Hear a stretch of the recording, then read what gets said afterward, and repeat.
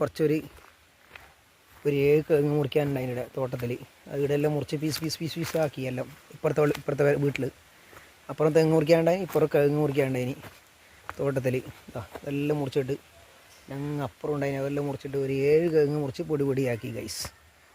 ആടെ സീറ്റ് ഇടുന്നുണ്ട്. അടുത്ത് ഇങ്ങനെ ഒരു കമ്പ്യൂട്ടർ എന്ന് പറഞ്ഞു മീങ്ങോത്ത് അമ്പലത്തറ, പാറപ്പള്ളി അമ്പലത്തറ മീങ്ങോത്താണ്, കയറ്റത്തിൻ്റെ അടുത്താണ് ഗൈസ്. അപ്പോൾ താഴെ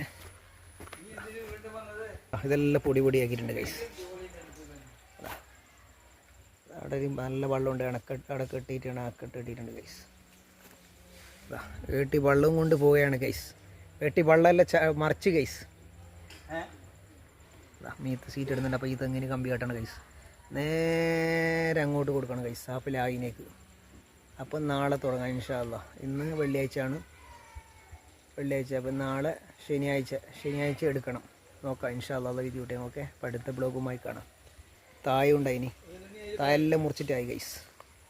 ഇതാണ് നമ്മളെ ചട്ടോനി, ചോറ് വെക്കുന്ന ചട്ടോനിത്.